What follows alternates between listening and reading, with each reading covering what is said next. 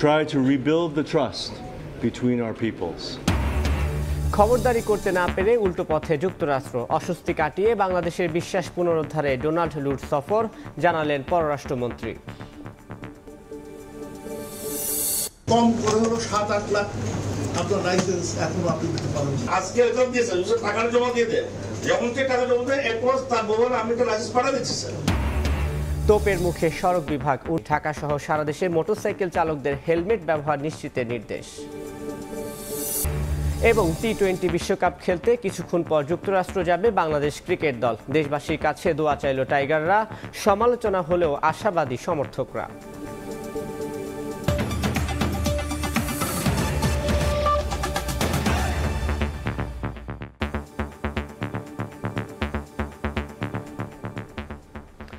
দেখছিলেন শিরোনাম। প্রবাসী সময়ের সঙ্গে আছি আমি তানভীর হাসান। বাংলাদেশের জাতীয় নির্বাচন ঘিরে নিতে চেয়েছিলেন খবরদারির ভূমিকা, সেখানে সফল না হয়েও এখন উল্টো সুর যুক্তরাষ্ট্রের। নির্বাচনের আগে সম্পর্কে টানাপোড়েন স্বাভাবিক হয়েছে দাবি করে ডোনাল্ড লু বলছেন, দুই দেশের জনগণের মধ্যে সম্পর্ক জোরদার করাই সফরের লক্ষ্য। পররাষ্ট্রমন্ত্রী জানান, সম্পর্ক এগিয়ে নিতে আগ্রহী বাংলাদেশও। বঙ্গবন্ধুর খুনিকে ফেরত দেয়া এবং জিএসপি সুবিধা মেলার আশ্বাস মিললেও র্যাবের নিষেধাজ্ঞা তোলার প্রক্রিয়া লম্বা। নির্বাচনের আগে বছরব্যাপী প্রায় 16 জন মার্কিন কর্মকর্তা সফর করেছেন বাংলাদেশে। নির্বাচন, গণতন্ত্র ও মানবাধিকার নিয়ে মন্তব্য করায় বাংলাদেশের সঙ্গে সম্পর্কে টানাপোড়েন ছিল স্পষ্ট। নির্বাচনের পর প্রথম কোনো মার্কিন কর্মকর্তা হিসেবে সফর করলেন দেশটির সহকারী পররাষ্ট্রমন্ত্রী ডোনাল্ড লু, যেখানে দূরত্ব ঘোচানোই মূল লক্ষ্য যুক্তরাষ্ট্রের। সফরের সবচেয়ে গুরুত্বপূর্ণ অধ্যায় পররাষ্ট্র সচিবের সঙ্গে মঙ্গলবার দ্বিপাক্ষিক বৈঠক অনুষ্ঠিত হয়। এরপর পররাষ্ট্রমন্ত্রীর সঙ্গে সৌজন্য সাক্ষাৎ শেষে প্রথমবারের মতো গণমাধ্যমের সামনে আসেন ডোনাল্ড লু। শুরুতেই তিনি বলেন, দুই দেশের জনগণের মধ্যে সম্পর্ক পুনর্নির্মাণ করাই তার সফরের উদ্দেশ্য। নির্বাচনের আগে সম্পর্কের টানাপোড়েনকে স্বাভাবিক উল্লেখ করে তা ঘোচাতে কাজ করা হবে বলে জানান তিনি। I visited Bangladesh these last 2 days in order to try to rebuild the trust between our peoples. Last year, we know there were a lot of tensions between the United States and Bangladesh. The United States worked very hard to promote free, fair, and nonviolent elections here, and it caused some tensions. This is common in our relationship. We want to look forward and not look back. দুই দেশের মধ্যে নিষেধাজ্ঞা, মানবাধিকার সহ কয়েকটি কঠিন বিষয় রয়েছে। এসব বিষয়ে কাজ করার মাধ্যমে একটি ইতিবাচক সম্পর্ক গড়তে চায় যুক্তরাষ্ট্র। RAB sanctions, we have labor reforms, we have human rights and business climate reforms. But in order to work on the hard issues, we want to build up the cooperation we have on positive issues. পরে পররাষ্ট্রমন্ত্রী জানান, দুই দেশের সম্পর্ক উন্নয়নে নানা বিষয় নিয়ে আলোচনা হয়েছে। বঙ্গবন্ধুর খুনি রাশেদ চৌধুরী ও বাণিজ্য সুবিধা জিএসপি ফিরিয়ে দেওয়ার বিষয়েও আশ্বাস দিয়েছেন মার্কিন কর্মকর্তা। তবে র্যাবের নিষেধাজ্ঞা তুলে নেওয়ার প্রক্রিয়া লম্বা বলে জানান মন্ত্রী।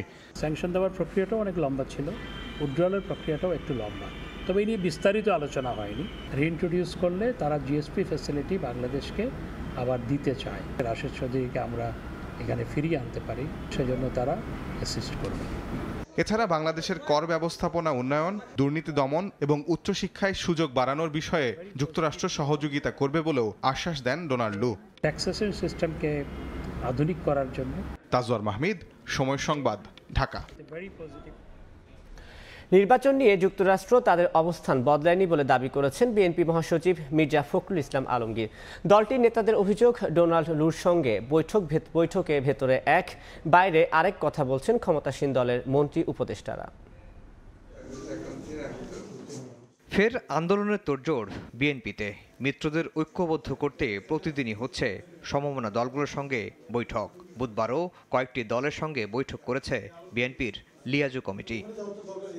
পরে ডোনাল্ড লুর ঢাকা সফর নিয়ে জানতে চাইলে বিএনপির মহাসচিব বলেন, সুষ্ঠু নির্বাচন ও মানবাধিকার বিষয়ে অবস্থান বদলায়নি যুক্তরাষ্ট্র।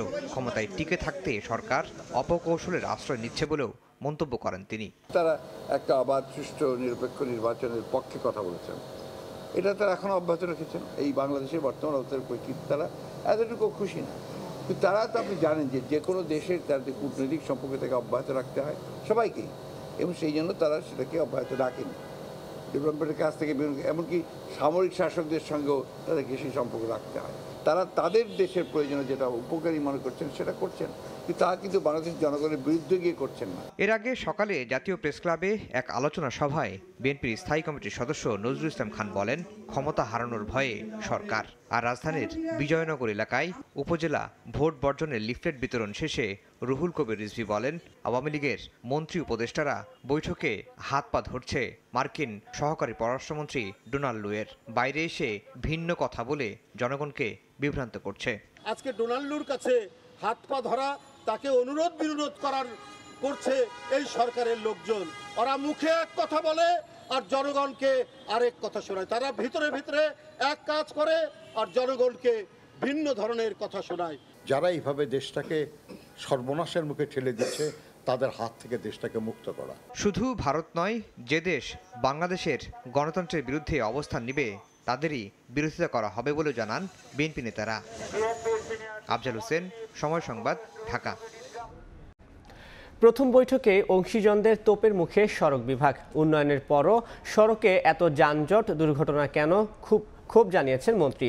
এই সময় লাইসেন্স জট, সড়কের গতি, ফিটনেসবিহীন গাড়ি নিয়ে খোঁড়া যুক্তি দিতে গিয়ে বারবার বাধার মুখে পড়েন সচিব। সড়কে শৃঙ্খলা ফেরানো সহ ঢাকার পাশাপাশি সারা দেশে আজ থেকে মোটরসাইকেল চালকদের হেলমেট ব্যবহার নিশ্চিতের নির্দেশ দেন মন্ত্রী।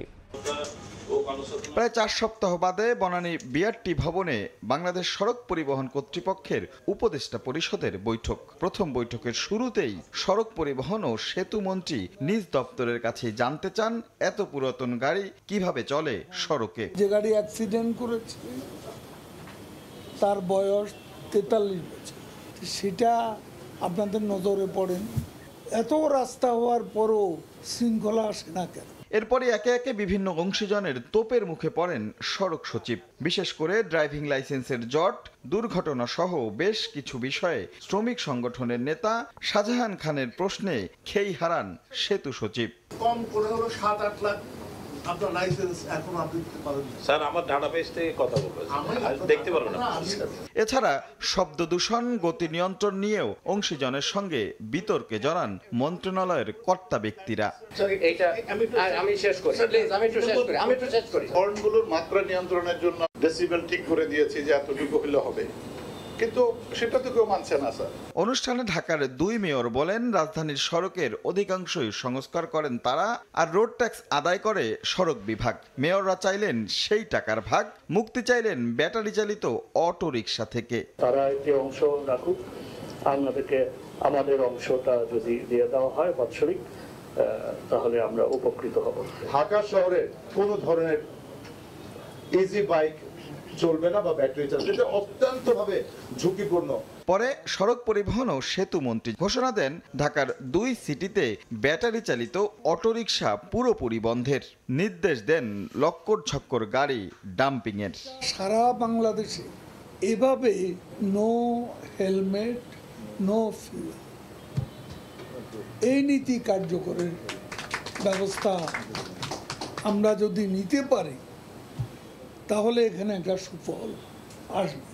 সড়ক নিরাপত্তায় গতি নিয়ন্ত্রণের নতুন বিধি কাজে আসবে বলেও মনে করেন ওবায়দুল কাদের। রাশেদ লিমন, সময় সংবাদ, ঢাকা। শিগগিরই নতুন শিডিউলে চলবে মেট্রো রেল। যাত্রী চাহিদা বিবেচনা করে 8 মিনিটের পরিবর্তে 5 মিনিট পর পর ছাড়বে ট্রেন। যদিও আপাতত পরিকল্পনা নেই শুক্রবারে চালুর। এদিকে 1.5 বছরের মধ্যে এমআরটি লাইন 6 প্রকল্পের ঋণের 75 কোটি টাকা পরিশোধ করেছে বলে জানিয়েছে ডিএমটিসিএল এর ব্যবস্থাপনা পরিচালক। রাশেদ লিমনের রিপোর্ট। পদ্মা সেতুর পরে মেট্রো রেলই দ্বিতীয় কোনো মেগা প্রকল্প, যেখানে শুরুর দিন থেকেই প্রত্যাশা আর প্রাপ্তির হিসেবটা মিলে যাচ্ছে খাপে খাপ।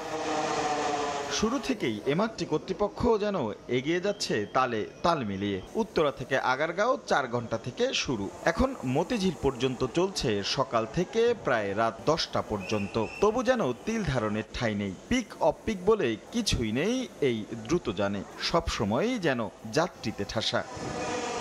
তবু নেই অভিযোগ, সড়কের দীর্ঘ যানজট থেকে মুক্তি যেন বড় পাওয়া। ট্রেন তো বাড়ালে ভালো হয়, ভিতরে গ্যাদারিং হয়ে যায় প্রচুর। এখনো পর্যন্ত সার্ভিস ভালোই পেয়েছে। তবে এই যাত্রী চাপ সামলাতে এবার নতুন পরিকল্পনা নিয়েছে ডিএমটিসিএল। একটি ট্রেন থেকে অপর ট্রেন আসার সময় অর্থাৎ হেডওয়ে 8 মিনিট থেকে 5 মিনিটে নামিয়ে আনার কথা ভাবছেন তারা। পিক আওয়ারে সেই সময়টাতে কিভাবে আমাদের নিয়ে যাওয়া যায় সেই বিষয়টা নিয়ে আমরা কাজ করছি। এদিকে এই রেলপথ নির্মাণ ব্যয় হয়েছে প্রায় 33,500 কোটি টাকা, যার প্রায় 20,000 কোটি টাকা উন্নয়ন সহযোগী সংস্থা জাইকা আর বাকি টাকা যোগান দিয়েছে বাংলাদেশ সরকার। এরই মধ্যে এই ঋণের 3 কিস্তি পরিশোধ করেছে কর্তৃপক্ষ।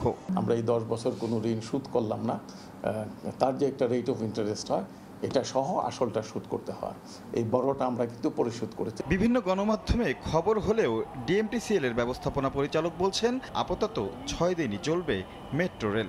এখনই শুক্রবার চালুর কোনো পরিকল্পনা তাদের নেই। স্বপ্নবহন যে এই নগরে স্বস্তি এনেছে সেটা একরকম হলফ করেই বলা যায়।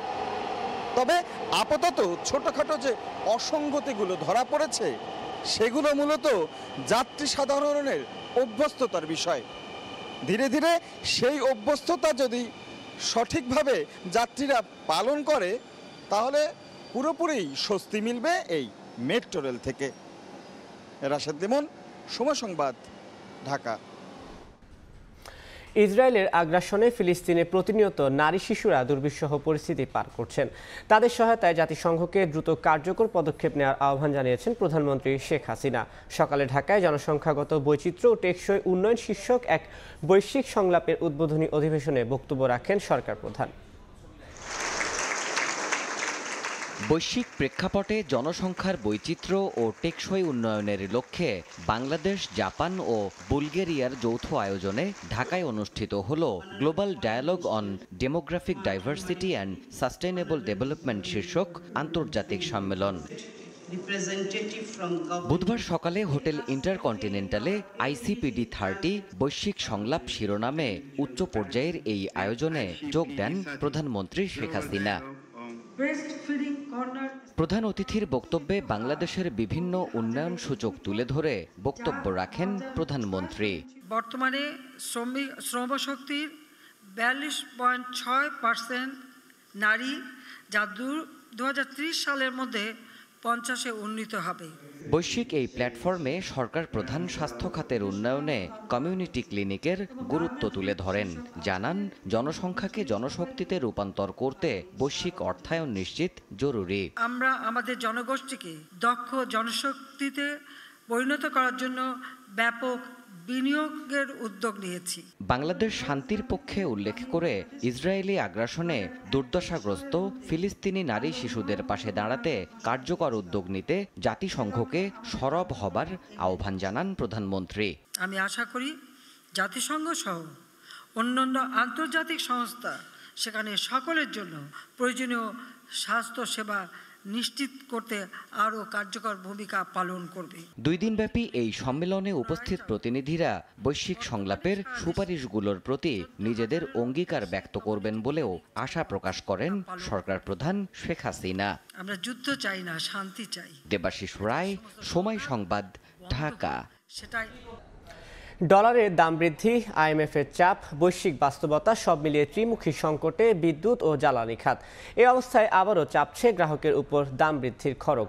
IMF-এর পরামর্শে ঘাটতি কমাতে এখন থেকে প্রতি 3 মাস অন্তর বিদ্যুতের দাম বাড়ানোর চিন্তাভাবনা নীতি নির্ধারকদের, যা চলবে 3 বছর ধরে।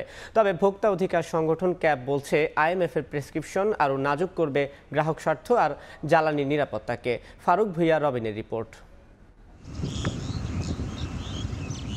নানামুখী সংকটে সাম্প্রতিক বছরগুলোতে ধুঁকতে থাকা বিদ্যুৎ ও জ্বালানি খাত সমানভাবে বিপাকে ফেলছে গ্রাহকদেরও। 2010 সাল থেকে 2020 সাল পর্যন্ত গ্রাহক পর্যায়ে বিদ্যুতের দাম বেড়েছিল 9 বার, কিন্তু গত 1.5 বছরেরও কম সময়ে দাম বাড়ে 4 বার। 2010 সালের ফেব্রুয়ারিতে গ্রাহক পর্যায়ে 3 টাকা 73 পয়সায় থাকা ইউনিট প্রতি বিদ্যুতের গড় দাম 140% বেড়ে এখন দাঁড়িয়েছে 8 টাকা 95 পয়সা। আর এই অবস্থা এবার আরও নাজুক হওয়ার পালা। ডলারের আনুষ্ঠানিক দাম এক লাফে 7 টাকা করে বাড়ানোই আবারও বাড়তি ব্যয়ের শঙ্কা বিদ্যুৎ জ্বালানি খাত ঘিরে। তার উপর আন্তর্জাতিক মুদ্রা তহবিল বা IMF এর কাছ থেকে ঋণ নিতে গিয়ে বিদ্যুৎ জ্বালানি খাতকে ভর্তুকি মুক্ত করা সহ নানা সংস্কারের পথে হাঁটতে অনেকটি বাধ্য হচ্ছে সরকার। আর এসবের ভার গিয়ে চাপছে সাধারণ গ্রাহকের কাঁধে। ডলারের দাম বৃদ্ধি হয়েছে, আমাদের ভর্তুকির অ্যাডজাস্টমেন্ট আছে, এগুলি করতে গিয়ে আমরা বছরে বিদ্যুতের প্রাইস অ্যাডজাস্টমেন্ট প্রায় 4 থেকে 5 বারের মতো করব। তবে ভোক্তা অধিকার সংগঠন ক্যাব মনে করে অযৌক্তিক ব্যয় কমানো, ট্যাক্স ভ্যাটের মতো রাজস্ব খাত থেকে বিদ্যুৎ জ্বালানি খাতকে মুক্ত রাখা সহ কিছু নীতি সংস্কার করলে দাম না বাড়িয়েও ঘাটতি সমন্বয় সম্ভব। জ্বালানি নিরাপত্তা বিপর্যস্ত হচ্ছে, IMF এর কথা, এতে তো কোনো সন্দেহ নেই। বিদ্যুতের দাম না বৃদ্ধি করে সমন্বয় করা সম্ভব, ব্যয় কমায় কতটা খরচ ব্যয় বাড়ায় লুণ্ঠন করা হয়েছে সে বিষয়টিও তো এখন বিতর্কিত বিষয় হয়ে গেছে। দেশে জ্বালানি তেলের 90% বেশি আমদানি নির্ভর হওয়ায় টাকার অবমূল্যায়নের কারণে নেতিবাচক প্রভাব পড়তে পারে কৌশলগত এই পণ্যটির দামেও। বলার অপেক্ষা রাখে না নতুন চ্যালেঞ্জে দেশের বিদ্যুৎ ও জ্বালানি খাত। তবে বাস্তবতা হচ্ছে নীতি প্রণয়নে নেই গ্রাহকের কোনো হাত, আবার নতুন নতুন বৈশ্বিক বাস্তবতায়নেই সাধারণ মানুষের দায়। কিন্তু দিন শেষে এসবের দায়ভার চাপছে গ্রাহকের কাঁধেই। ফারুক ভিয়া, রবিন, সময় সংবাদ, ঢাকা। শেষ হলো ভারত থেকে চাল আমদানির সময়সীমা। এতদিন অনুমতি থাকলেও ভারত সরকারের শুল্ক কর আরোপ ও বাণিজ্যিক ব্যাংকগুলোতে ডলার সংকটে চাল আমদানি করতে পারেনি ব্যবসায়ীরা। 2,07,000 মেট্রিক টনের বদলে বেনাপোল বন্দর দিয়ে এসেছে মাত্র 280 মেট্রিক টন। এতে বর্তমানে বরাদ্দকৃত চাল আমদানিতে দেখা দিয়েছে অনিশ্চয়তা। পরিসংখ্যান বলছে দেশে প্রতি বছর চালের চাহিদা রয়েছে 3,60,00,000 টনের মতো। গত বছরে উৎপাদন হয়েছিল 4,13,00,000 মেট্রিক টন। চাহিদার চেয়ে উৎপাদন বেশি হলেও চালের বাজার অস্থিতিশীল হওয়ার কারণে আমদানির পথে হাঁটতে হয় সরকারকে। বাজার নিয়ন্ত্রণে গত 13 মার্চ ও 16 এপ্রিল দেশের 80টি প্রতিষ্ঠানকে 2,07,000 মেট্রিক টন চাল আমদানির অনুমতি দিয়েছিল খাদ্য মন্ত্রণালয়, যার সময়সীমা বেঁধে দেওয়া হয়েছিল 15 মে পর্যন্ত। এতদিন অনুমতি থাকলেও ভারত সরকারের শুল্ক কর আরোপ ও বাণিজ্যিক ব্যাংকগুলোতে ডলার সংকটে চাল আমদানি করতে পারেনি ব্যবসায়ীরা। সময় শেষ হওয়ায় বরাদ্দকৃত অবশিষ্ট চাল আমদানি নিয়ে শঙ্কায় ভুগছেন ব্যবসায়ীরা। ব্যাংক ডলার সংকটের জন্য আমরা আমদানি করতে পারছি না। যদি বাজার স্বাভাবিক হয় তাহলে আমদানি করতে পারবো। ব্যবসায়িকরা যদি আমদানি অনুমতিপত্র পায় সেক্ষেত্রে আমরা পণ্যটি দ্রুত দেখে পণ্যটির মান পরীক্ষা করে ছাড়পত্র দেওয়ার সুব্যবস্থা করব। চাল আমদানিতে ভারতে 25% ও বাংলাদেশে 15% শুল্ক কর পরিশোধ করতে হয় আমদানিকারকদের। সময় সংবাদ, বেনাপোল। টিসিবির 1 কোটি ফ্যামিলি কার্ডধারীদের তথ্য তাদের NIDর সঙ্গে যুক্ত করতে ট্রেডিং কর্পোরেশন অব বাংলাদেশকে কাজ করার নির্দেশ দিয়েছেন বাণিজ্য প্রতিমন্ত্রী আহসানুল ইসলাম টিটু। বুধবার আন্তর্জাতিক মাতৃভাষা ইনস্টিটিউটে বাণিজ্য মন্ত্রণালয়ের ইনোভেশন প্রদর্শনী অনুষ্ঠানে তিনি একথা বলেন। প্রতিমন্ত্রী বলেন, NIDর সঙ্গে টিসিবির কার্ড যুক্ত করতে পারলে প্রান্তিক পর্যায়ের মানুষরাও সহজে সেবা পাবেন। এই সময় আগামী বছরের মধ্যে বাণিজ্য মন্ত্রণালয়ের সব সেবা ডিজিটাল করার নির্দেশ দেন তিনি।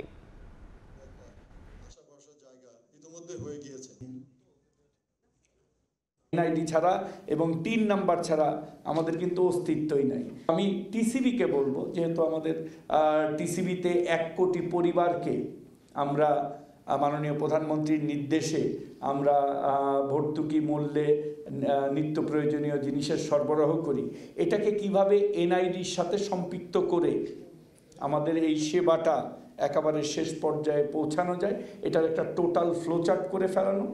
ইন্ডিয়া জোটে নেই মমতা বন্দ্যোপাধ্যায়, তবে জোট ক্ষমতায় গেলে প্রয়োজনে বাইরে থেকে সমর্থন দেবেন তিনি। বুধবার হুগলিতে নির্বাচনী সভায় এমনটাই ঘোষণা দেন তৃণমূল নেত্রী। এদিকে চলমান নির্বাচনের মধ্যেই CAA আইনের অধীনে 14 নাগরিককে ভারতের নাগরিকত্বের সনদ তুলে দেন কেন্দ্রীয় স্বরাষ্ট্র সচিব অজয় কুমার ভাল্লা। ভারত থেকে বিস্তারিত জানাচ্ছেন সুব্রত আচার্য। চতুর্থ দফার ভোট শেষে ভারতের সব রাজনৈতিক দলের নজর এখন পঞ্চম দফার দিকে। 8 রাজ্যের 49 সংসদীয় আসনের ভোট নেবে নির্বাচন কমিশন। আর সেই দফার ভোটের প্রচারে ব্যস্ত প্রধান 2 রাজনৈতিক দল বিজেপি ও তৃণমূল। বুধবার হুগলিতে নির্বাচনী সভায় দাঁড়িয়ে মমতা বলেন, ইন্ডিয়া জোটের বাইরে থেকে সমর্থন দেবেন তিনি। পাশাপাশি বিজেপিকে কটাক্ষ করতেও ভোলেননি মমতা। তাকে এক চুলো ছেড়ে কথা বলেননি মোদী সরকারের second in command Amit Shah. রাজ্যের সন্ত্রাস ও দুর্নীতির পুরো দায় তৃণমূল নেত্রীর কাঁধে চাপান ভারতের স্বরাষ্ট্রমন্ত্রী। 70 साल तक कांग्रेस, तृणमूल कांग्रेस, कम्युनिस्ट सभी लोग राम मंदिर को अटका कर रखे। एक 5 ही साल में मोदी जी ने केस भी जीता, भूमि पूजन भी किया और 22 जनवरी को प्राण प्रतिष्ठा कर जय श्री राम। जब ममता जी का शासन आया तब सत्यजीत दा नहीं थे, वरना वो हीरक राजा देसरे इसकी जगह हीरक रानी नाम का मूवी बनाते। এবার যদি বিজেপি ক্ষমতায় আসে দিল্লিতে, তাহলে আপনারও অস্তিত্ব থাকবে না, আমারও অস্তিত্ব থাকবে না, সাধারণ মানুষের অস্তিত্ব থাকবে না, তপশিলীদেরও থাকবে না, আদিবাসীদেরও থাকবে না, কৃষকদেরও থাকবে না, মজদুরদেরও থাকবে না, মা বোনেদেরও সম্মান থাকবে না। আর চাকরি বাকরি ভুলে যান, চাকরি বাকরি ওরা দেয় না। এদিকে 4 দফার ভোটের পর এসেছে সিএ প্রসঙ্গ। বিরোধীরা যখন এই নাগরিকত্ব সংশোধন আইনটি বাস্তবায়ন করতেই দেবেন না বলে হুমকি দিচ্ছিলেন, ঠিক তখনই 14 জন নাগরিককে ভারতের নাগরিকত্ব সনদ তুলে দেন কেন্দ্রীয় স্বরাষ্ট্র সচিব অজয় কুমার ভাল্লা। 2019 সালের 11 ডিসেম্বর পাশ হয় ভারতের বহুচর্চিত সিটিজেন অ্যামেন্ডমেন্ট অ্যাক্ট বা সিএ আইন। 2014 সালের আগে আসা প্রতিবেশী বাংলাদেশ, পাকিস্তান, আফগানিস্তান থেকে হিন্দু, বৌদ্ধ, খ্রিস্টান, জৈন, শিখ সম্প্রদায়ের ভুক্তদের নাগরিকত্ব দেয়ার আইন এটি। যদিও ওই আইনের ল ফ্রেম না হওয়ায় কার্যকর করতে পারেনি বিজেপি সরকার। তবে চলমান লোকসভা নির্বাচনের তারিখ ঘোষণার 1 মাস আগে এই আইনটির প্রজ্ঞাপন জারি করে মোদী সরকার। সুব্রত আচার্য, সময় সংবাদ, ভারত। পর্ন তারকা স্টর্মি ড্যানিয়েলসকে ঘুষ দেওয়ার অভিযোগ সংক্রান্ত ফৌজদারি মামলায় ডোনাল্ড ট্রাম্পের বিরুদ্ধে সাক্ষ্য দিয়েছেন তারই সাবেক আইনজীবী মাইকেল কোহেন। মঙ্গলবার কোহেনকে জেরা করেন ট্রাম্পের বর্তমান আইনজীবী সুসান হফিঙ্গার। এই সময় তিনি মাইকেল কোহেনের যোগ্যতা নিয়ে প্রশ্ন তোলেন। নিউ ইয়র্ক থেকে হাসানুজ্জামান সাকির রিপোর্টে বিস্তারিত। মঙ্গলবার ছিল ডোনাল্ড ট্রাম্পের সাবেক আইনজীবী মাইকেল কোহেনের সাক্ষ্য গ্রহণের দ্বিতীয় দিন। এদিন তার বিরুদ্ধে পর্নোতারকা স্টর্মি ড্যানিয়েলসকে ঘুষ দেওয়ার মামলায় সাবেক এই আইনজীবীকে জেরা করেন ট্রাম্পের আইনজীবী সুসান হফিঙ্গার। কোহেনের কর্মদক্ষতা ও যোগ্যতা নিয়ে প্রশ্ন তোলেন তিনি। দুদিন ধরে ট্রাম্পের বিরুদ্ধে পর্নোতারকা স্টর্মি ড্যানিয়েলসের মুখ বন্ধ রাখতে তাকে ঘুষ দেওয়ার মামলায় সাক্ষ্য দিয়েছেন কোহেন। দ্বিতীয় দিনও কোহেন স্টর্মি ড্যানিয়েলসকে ঘুষ দেওয়ার কথা স্বীকার করার পাশাপাশি আদালতে এই সংক্রান্ত প্রমাণাদি উপস্থাপন করেন। কোহেন বলেন তিনি যা করেছেন তা ট্রাম্পের নির্দেশনায় এবং তার লাভের জন্যই। এই মামলার পরবর্তী শুনানি হবে বৃহস্পতিবার। সেদিন কোহেনকে আবারও জেরা করবেন ট্রাম্পের আইনজীবী। সাবেক মার্কিন প্রেসিডেন্ট ডোনাল্ড ট্রাম্পের বিরুদ্ধে অভিযোগ 2006 সালে স্টর্মি ড্যানিয়েলসের সঙ্গে তার যৌন সম্পর্ক গড়ে উঠেছিল। পরে 2016 সালের প্রেসিডেন্ট নির্বাচনের আগে এই বিষয়ে মুখ না খুলতে ট্রাম্পের পক্ষ থেকে $1,30,000 ঘুষ দেওয়া হয় স্টর্মিকে। ব্যবসায়িক রেকর্ডে ট্রাম্প এ তথ্য গোপন করেছিলেন। ট্রাম্পই প্রথম কোনো মার্কিন প্রেসিডেন্ট যার বিরুদ্ধে ফৌজদারি মামলার বিচার চলছে। এই মামলা ছাড়াও ট্রাম্পের বিরুদ্ধে আরও কয়েকটি মামলা চলছে। ফলে চলতি বছরের নভেম্বরের নির্বাচনে বাইডেনের বিরুদ্ধে তার প্রার্থী হওয়ার বিষয়টি নিয়ে এখনও জটিলতা রয়ে গেছে। হাসানুজ্জামান সাকি, সময় সংবাদ, নিউ ইয়র্ক। ব্রিটিশ পার্লামেন্ট নির্বাচনের সময় যতই ঘনিয়ে আসছে ততই বাড়ছে নানা হিসাব নিকাশ। আলোচনায় রয়েছে ব্রিটেনে বসবাসরত প্রবাসী বাংলাদেশিদের অনেকে। নির্বাচনে তাদের অংশগ্রহণ বাংলাদেশের জন্য ইতিবাচক হিসেবে দেখছেন বিশিষ্টজনরা। তারা বলছেন বাংলাদেশি বংশোদ্ভূত ব্রিটিশ পার্লামেন্ট সদস্যদের মাধ্যমে যুক্তরাজ্য ও বাংলাদেশের পারস্পরিক সম্পর্ক আরও মজবুত হবে। বিস্তারিত শোয়েব কবিরের প্রতিবেদনে। চলতি বছরের শেষের দিকে হতে যাচ্ছে ব্রিটেনের পার্লামেন্ট নির্বাচন। ব্রিটিশ ক্ষমতার পালা বদলে আধিপত্যের লড়াই দেখার অপেক্ষায় পুরো বিশ্ব। আর এই ভোটের ময়দানে পিছিয়ে থাকতে চান না বাংলাদেশি বংশোদ্ভূত প্রার্থীরা। গেলবারের চেয়ে এবারের পার্লামেন্ট নির্বাচনে আরো বেশি সংখ্যক বাংলাদেশি বংশোদ্ভূত প্রার্থীর জয় জয়কার হবে এমন প্রত্যাশা কমিউনিটির সর্বমহলে। সম্প্রতি British Bangladesh chamber of commerce এক অনুষ্ঠানের আয়োজন করে। এতে আলোচনার কেন্দ্রবিন্দু ছিল নির্বাচনে বাংলাদেশিদের অংশগ্রহণের বিষয়টি। ব্যবসায়ী নেতারা মনে করেন বাংলাদেশিদের অংশগ্রহণ দুই দেশের কূটনৈতিক, অর্থনৈতিক ও বাণিজ্যিক সম্পর্ক আরো মজবুত করবে। রাজনৈতিক সেতুবন্ধন এবং অর্থনৈতিক সেতু বন্ধন, এটাকে আমরা আরো দৃঢ় করতে চাই, যেটা আমাদের জন্য বাণিজ্যিকভাবে ভালো হবে, কালচারের জন্য ভালো হবে। In every single aspect Bangladesh will be benefited from that. অনুষ্ঠানে যোগ দেন বাংলাদেশের পররাষ্ট্র বিষয়ক সংসদীয় স্থায়ী কমিটির সভাপতি ও সাবেক পররাষ্ট্রমন্ত্রী ডক্টর A.K. আব্দুল মোমেন। তার মতে বাংলাদেশিদের অংশগ্রহণ দেশের জন্য ইতিবাচক। প্রবাসী যারা যদি মেম্বার অফ পার্লামেন্ট হন, ভালো জাজেস হন, that is better for us. তারা এইখানে দে শুড ট্রাই। আমি তো সবসময় আশা করি দুই দেশের সম্পর্ক দিন দিন আরো মজবুত হচ্ছে বলে জানিয়েছেন বাংলাদেশি বংশোদ্ভূত British MP Roshanara Ali. British Bangladeshi community যারা আছে এই দেশে বাংলাদেশের জন্য, আর আমরা যে পার্সোনাল কানেকশন যেটা আছে, আমরা আত্মীয় আছেন, ফ্যামিলি, ফ্রেন্ডস, তারার মারফতে আমরা অনেক একটা আলাদা একটা রিলেশনশিপ। বর্তমানে ব্রিটিশ ও স্কটিশ পার্লামেন্টে বাংলাদেশি বংশোদ্ভূত 5 জন এমপি রয়েছেন। বঙ্গবন্ধু শেখ মুজিবুর রহমানের নাতনি রেজওয়ানা সিদ্দিক টিউলিপ 2015 সাল থেকে এক টানা এমপি হিসেবে নির্বাচিত হয়ে আসছেন ব্রিটিশ পার্লামেন্টে। শোয়েব কবির, সময় সংবাদ, লন্ডন। মালদ্বীপে আয়োজিত হলো 3 দিনব্যাপী আন্তর্জাতিক খাদ্য পণ্য প্রদর্শনী ও রন্ধন শিল্প প্রতিযোগিতা। এতে অংশ নেয় স্থানীয় ব্যবসা প্রতিষ্ঠান সহ 45টি দেশের 350 কোম্পানি। মেলায় বিভিন্ন দেশের স্টল ও প্যাভিলিয়নে ছিল ক্রেতাদের উপচে পড়া ভিড়। খন্দকার ওমর ফারুকের তথ্য ও ছবিতে বিস্তারিত।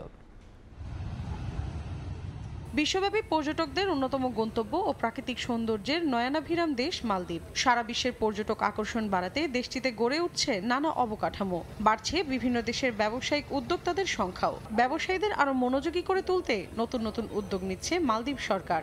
এমনই একটি উদ্যোগের অংশ হিসেবে হোটেল এশিয়ায় আয়োজিত হলো আন্তর্জাতিক খাদ্যপণ্যের প্রদর্শনী ও রন্ধন শিল্পের প্রতিযোগিতা। এতে অংশ নেয় স্থানীয় ব্যবসা প্রতিষ্ঠান সহ 45টি দেশের 350টি কোম্পানি। এবং আন্তর্জাতিক রন্ধন শিল্প সম্প্রদায়ের মধ্যে নেটওয়ার্কিং বাড়ানো সহ সাধারণ মানুষের কাছে তাদের দক্ষতা প্রদর্শনের সুযোগ করে দেওয়াই মেলার উদ্দেশ্য বলে জানান আয়োজকরা। দেশটিতে বসবাসরত প্রবাসীরা বলছেন, মালদ্বীপ সরকার বিদেশি ব্যবসায়ী এবং বিনিয়োগকারীদের আকৃষ্ট করতে নানা পরিকল্পনা নিয়ে সামনে আগাচ্ছেন।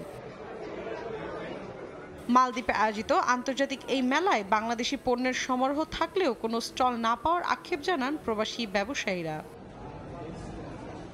সময় সংবাদ, মালদ্বীপ। দেখছেন প্রবাসের সময়। স্বপ্নের বিশ্বকাপ খেলতে যুক্তরাষ্ট্রের পথে টাইগাররা। বিমানে ওঠার আগে দেশবাসীর কাছে দোয়া চেয়েছেন ক্রিকেটাররা। নানা সমালোচনা থাকলেও দল নিয়ে আশাবাদী সমর্থকরা। 8 জুন শ্রীলঙ্কার বিপক্ষে ম্যাচ দিয়ে শুরু বাংলাদেশের বিশ্বকাপ মিশন। ঘড়ির কাঁটায় তখন রাত 11:15। হযরত শাহজালাল আন্তর্জাতিক বিমানবন্দরে অপেক্ষায় সবাই। ক্রিকেট দল চড়বে বিশ্বকাপের বিমানে। শেষবারের মতো তাদের শুভকামনা জানাতে সমর্থকদের ভিড়। যুক্তরাষ্ট্রে যেতে প্রথমে বিমানবন্দরে হাজির হন টাইগারদের সহকারী কোচ নিক পোথাস। এরপর আসেন বোলিং কোচ আন্দ্রে অ্যাডামস, একে একে সব কোচিং স্টাফ। তবে হেড কোচ চন্ডিকা হাথুরু সিংহে আসেন একটু দেরি করেই। ক্রিকেটারদের মধ্যে সবার আগে বিমানবন্দরে প্রবেশ করেন লিটন দাস। একটু গোমরামুখী ছিলেন লিটন, হয়তো নিজের পারফরমেন্স নিয়ে একটু বেশি চিন্তায় আছেন এলকেডি। এরপরে ব্যক্তিগত গাড়িতে চেপে বিমানবন্দরে আসেন নাজমুল হোসেন শান্ত। অধিনায়ককে ঘিরে ধরেন গণমাধ্যম কর্মীরা। তবে এয়ারপোর্টে মিডিয়াকে এড়িয়ে গেছেন বিশ্বকাপে বাংলাদেশকে প্রথমবারের মতো নেতৃত্ব দিতে যাওয়া শান্ত। ক্যাপ্টেনের পরপরই ব্যক্তিগত গাড়িতে বিমানবন্দরে প্রবেশ করেন শরীফুল ইসলাম। পরে যুক্তরাষ্ট্রে পাড়ি জমাতে একে একে বিমানবন্দরের ভেতরে প্রবেশ করেন তাওহিদ হৃদয়, আফিফ হোসেন, জাকির আলী অনিক, রিশাদ হোসেন, তানজিম সাকিব, সৌম্য সরকার ও তানজিদ তামিম। তবে সবার সঙ্গে বিমানবন্দরে ঢুকতে দেখা যায়নি সাকিব আল হাসান ও মুস্তাফিজুর রহমানকে। হয়তো ভিআইপি গেট দিয়ে ভেতরে প্রবেশ করেছেন এই দুই তারকা। নিজের 7ম টি-20 বিশ্বকাপ খেলতে যাওয়া মাহমুদুল্লাহ রিয়াদের কাছে সম্ভাব্য শেষ বিশ্বকাপ নিয়ে প্রত্যাশার কথা জানতে চাওয়া হলে সবাইকে দোয়া করতে বলে ভেতরে চলে যান সাইলেন্ট কিলার। সবার শেষে বিমানবন্দরে হাজির হন তাসকিন আহমেদ। সি অফ করতে আসেন তার বাবা। নতুন সহ অধিনায়কও দেশবাসীর কাছে চেয়ে গেছেন দোয়া। প্রিয় দলকে নিয়ে আশাবাদী ভক্তরাও। ঢাকা থেকে দুবাই হয়ে যুক্তরাষ্ট্রে যাচ্ছে বাংলাদেশ দল। বিশ্বকাপের আগে সেখানে 3 ম্যাচের একটি টি-20 সিরিজ খেলবে টাইগাররা। 21 মে শুরু সিরিজ, বিশ্বকাপ শুরু 1 জুন। আর টাইগারদের বিশ্বকাপ মিশন শুরু হবে 8 জুন শ্রীলঙ্কার বিপক্ষে ম্যাচ দিয়ে। তামিম হোসেন, সময় সংবাদ, ঢাকা। সাম্প্রতিক পারফরমেন্স আর টি-20 অতীত অভিজ্ঞতায় এবারে বিশ্বকাপে বড় প্রত্যাশার সুযোগ দেখছেন না টাইগার টিম ম্যানেজমেন্ট। যদিও টুর্নামেন্ট শুরুর আগে নিজেদের ভুল ত্রুটি শুধরে ভালো কিছু উপহার দেওয়ার লক্ষ্য অধিনায়ক নাজমুল হোসেন শান্তর। অভিজ্ঞতার কারণে লিটন আর গতির কারণে স্কোয়াডে জায়গা পেয়েছেন তানজিম সাকিব। ইনজুরিতে থাকা তাসকিনও বিশ্বকাপে প্রথম ম্যাচে আগে সেরে উঠবেন এমন প্রত্যাশা বাংলাদেশ দলপতির। এই সকালটা ভিন্ন তাসকিন আহমেদের জন্য। প্রথমবারের মতো সহ অধিনায়কের গুরু দায়িত্ব সঙ্গে নিজের ইনজুরি নিয়েও সুখবর পেয়েছেন ঢাকা এক্সপ্রেস। এখন পর্যন্ত আশাই করছি না যে তাসকিন থাকবে না। আমরা আশা করছি যে তাসকিন সুস্থ হয়ে যাবে, প্রথম ম্যাচ থেকে অ্যাভেলেবেল থাকবে। মেডিকেল ডিপার্টমেন্ট থেকে যতটুকু বুঝতে পেরেছি আমার মনে হয় সে প্রথম ম্যাচ থেকে খেলতে পারবে ইনশাল্লাহ। তাসকিনের দুঃস্বপ্ন ইনজুরি আর লিটনের নিজের ব্যাটিং। লম্বা সময় ধরে নিজেকে হারিয়ে খুঁজতে থাকা এই ওপেনারে বিশ্বাস রাখতে চাইছে নীতি নির্ধারকরা। তাই তো ব্যর্থ জিম্বাবুয়ে সিরিজ শেষেও বিশ্বকাপের বিমানে চড়বেন এই টাইগার ওপেনার। লিটনের সুযোগ পাওয়ায় বড় কৃতিত্ব তার অভিজ্ঞতার। শ্রীলঙ্কা থেকে আমরা আস্তে আস্তে ওয়ার্ল্ড কাপে আমাদের কি কম্বিনেশন হবে, কি করব, এটা নিয়ে আমরা মোটামুটি ক্লিয়ার ছিলাম, 2-1 ছাড়া। লাস্ট মোমেন্টে আমরা চাইনি যে কোনো নতুন একজন প্লেয়ার আসুক। সো আমরা যেই ভুলটা হয়তো অতীতে হয়তো করেছি, বাট আমরা চাইছিলাম যে যেই টিমটা আমাদের থাকবে এই টিমটাকে নিয়ে আমরা ওয়ার্ল্ড কাপে যাব এবং ওই বিশ্বাসটা যেন সবার থাকে এবং সবার যেন ক্লিয়ার মাইন্ড থাকে। সো আমার টিমে সবাই ক্লিয়ার মাইন্ড আছে, সবার রোলটা ক্লিয়ার আছে। সো আশা করব যে সবাই ওইখানে যে ওইভাবে ডেলিভারি করবে। বিশ্বকাপ স্কোয়াডের একমাত্র আলোচিত বিষয় সাইফুদ্দিনের বাদ পড়া। তার জায়গায় তানজিম সাকিবের অন্তর্ভুক্তি কেন, সে ব্যাখ্যাও দেন নাজমুল হোসেন শান্ত। সাকিব আমার মনে হয় যে এখন যে অবস্থায় আছে, যে ওর বলের পেসটা স্বাভাবিকভাবে সাইফুদ্দিনের থেকে বেশি এবং সাইফুদ্দিনের কাছ থেকে যেরকম আমরা আশা করছিলাম বা যেরকম এক্সপেক্ট করছিলাম ওই অনুযায়ী আমার মনে হয় যে একটু কম বেশি ছিল। ইনজুরি অফ ফর্মের পাশাপাশি বাংলাদেশ দলের সবচেয়ে বড় দুশ্চিন্তার কারণ এই ফরম্যাটের অতীত ইতিহাস। সঙ্গে জুটেছে ঘরের মাঠে খেলা সবশেষ 2 সিরিজের হতশ্রী পারফরমেন্স। সব মিলিয়ে বড় প্রত্যাশার সুযোগ নেই, বিষয়টা মেনে নিয়েছেন কোচ চান্ডিকাও। আপাতত তাই নিজের দলকে গ্রুপ পর্ব পার করানোটাই প্রধান লক্ষ্য এই লঙ্কানের। I understand we as a country now we have high aspiration, we have high expectation as players and the staff and as well as the fans and the country. The first step is to get through this difficult group stage. We are in a very strong group. Then we take, if we get through that one, that's the main target, first one, and then we'll take it from there. তবে এত সব না থাকার মাঝে শান্তর বড় পাওয়া সাকিব রিয়াদের অভিজ্ঞতা। দুজন সিনিয়র ক্যাম্পেইনারের জন্য বাকিদের সামর্থ্যের সবটুকু দেওয়ার আহ্বান টাইগার অধিনায়কের। অ্যাজ এ ইয়াং প্লেয়ার যারা আমরা আছি অবশ্যই চাইবো যে ওনারা এত লম্বা সময় ধরে খেলছেন, তাদেরকে একটা ভালো মেমোরিজ দেওয়া, যে ভালো একটা ওয়ার্ল্ড কাপ আমরা শেষ করে তাদের হয়তো উপহার দিলাম। অবশ্যই এটা আমাদের ইয়াং প্লেয়ারদের দায়িত্ব এবং সবার মধ্যে এই জিনিসটা অবশ্যই তো থাকেই। পাশাপাশি সাকিব ভাই রিয়াদ ভাইয়ের কাছে বাড়তে এক্সট্রা কোনো কিছু চায় না। ওনারা যেভাবে পারফর্ম করছেন, ওনাদের যার যে রোলটা আছে, ওনারা যদি করতে পারে টিম অবশ্যই বেনিফিটেড হবে। বিশ্বকাপের আগে স্বাগতিক যুক্তরাষ্ট্রের বিপক্ষে 3 ম্যাচের সিরিজ খেলবে বাংলাদেশ। 21 মে প্রথম টি-20, 25 তারিখ তৃতীয় ও শেষ ম্যাচ। সাব্বির মিথুন, সময় সংবাদ, ঢাকা। মার্কিন দূতাবাসের পক্ষ থেকে বাংলাদেশ দলকে বিশ্বকাপের জন্য শুভকামনা জানিয়েছেন 2 শীর্ষকর্তা ডোনাল্ড লু ও পিটার হাস। তবে সময় স্বল্পতার কারণে কিংস এরেনায় দূতাবাসের অনুষ্ঠানে উপস্থিত হতে পারেনি সাকিব শান্তরা। তাদের পরিবর্তে শুভেচ্ছা গ্রহণ করেন নারী ক্রিকেটাররা। ডোনাল্ড লু এর হাতে তুলে দেওয়া হয় লাল সবুজ জার্সি। বিশ্বকাপে যাবে বাংলাদেশ ক্রিকেট দল, তার জন্য কত শত আয়োজন। বিসিবিতে সারা সকাল ফটো সেশনের পর সংবাদ সম্মেলন, এরপর বসুন্ধরা কিংস এরেনায় পুরো দলের দাওয়াত। মার্কিন দূতাবাসের পক্ষ থেকে সেখানে লাল সবুজকে শুভকামনা জানাবেন ডোনাল্ড লু এবং পিটার হাস। কিন্তু সময় স্বল্পতায় বদলে যায় অনুষ্ঠানের ধরন। যাদের জন্য আয়োজন সেই ক্রিকেটাররাই নাকি আসতে পারবেন না। তাই বলে কি আর বন্ধ হয়ে যাবে শুভেচ্ছা জানানো? তা কি করে হয়?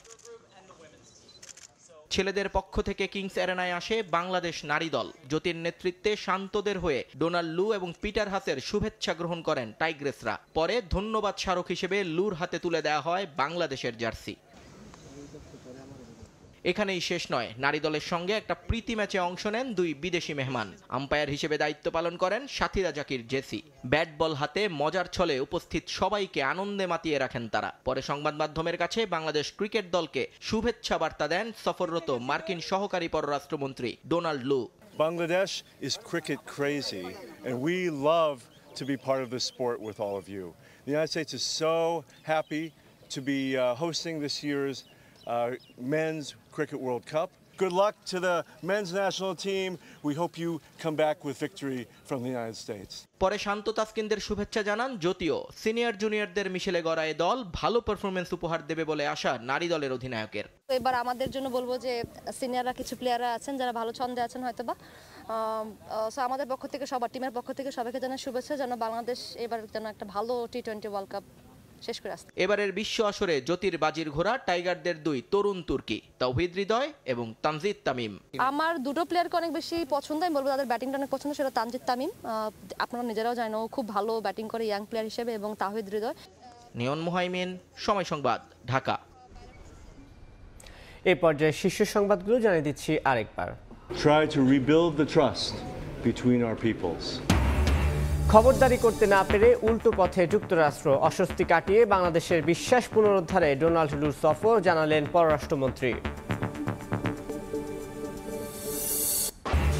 এবং টি-20 বিশ্বকাপ খেলতে যুক্তরাষ্ট্রের পথে বাংলাদেশ ক্রিকেট দল, দেশবাসীর কাছে দোয়া চাইল টাইগাররা, সমালোচনা হলেও আশাবাদী সমর্থকরা।